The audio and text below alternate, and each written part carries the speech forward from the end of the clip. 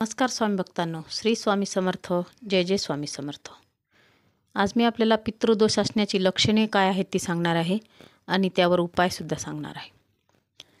हे बघा, आपल्या घरात पितृदोष आहे हे कसे ओळखायचे. एखाद्या झाडाखाली जाऊन मुंग्यांना साखर घालायची. त्या मुंग्या जर साखर खातात तर असे समजायचे की आपल्याला पितृदोष नाही. आणि जर त्या मुंग्या जवळून जात असतील आणि साखरेला तोंडसुद्धा लावत नसतील तर समजायचे आपल्याला प्रखर पितृदोष आहे. मग आता तो दोष असल्यास आपल्याला जीवनात काय काय अडचणी येतात बघा.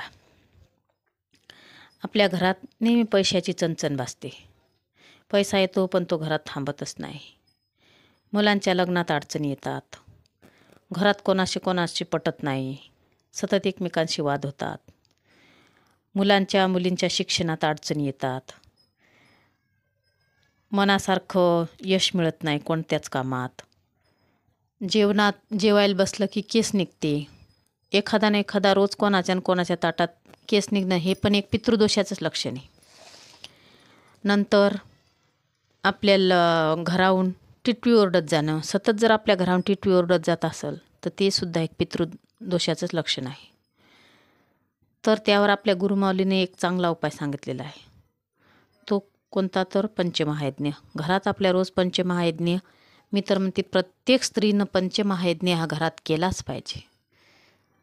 मी त्याचे स्वतः अनुभव घेतलेले येतं. एवढे सुंदर अनुभव येतात त्या पंचमहायज्ञाचे. पंचमहायज्ञ कसा करायचा.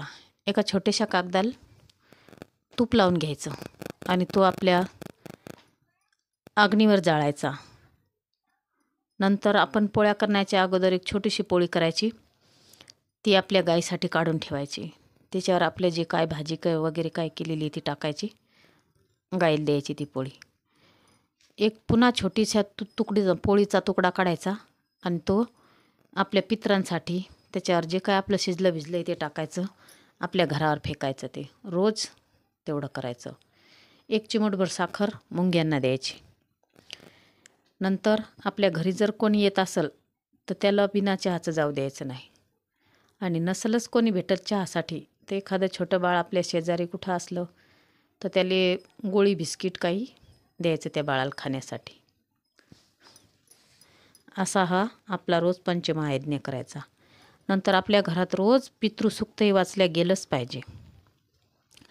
पितृसूक्त कसं वाचायचं. आंघोळीनंतर आपण कशालासुद्धा हात लावायचा नाही.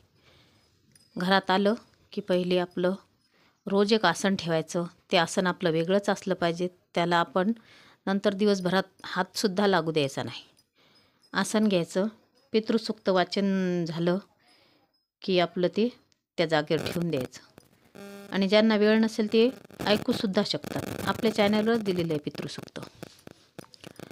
नंतर आपले वाचन झालं की हातपाय तोंड धुवून घ्यायचे स्वच्छ आणि आपल्या दुसऱ्या कामाला लागायचं.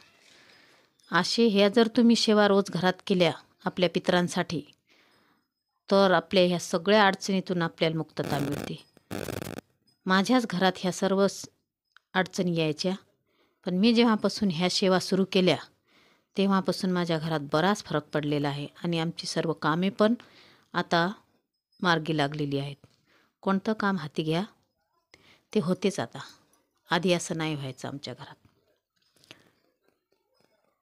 म्हणून ह्या सेवा सर्वांनी आवर्जून कराव्या. आणि आता तर पितृपक्ष चालू आहे. यामध्ये तर खूप त्याचा फायदा होतो. व्हिडिओ आवडल्यास लाईक करा, शेअर करा, सबस्क्राईब करा. श्री स्वामी समर्थ. जय जय स्वामी समर्थ.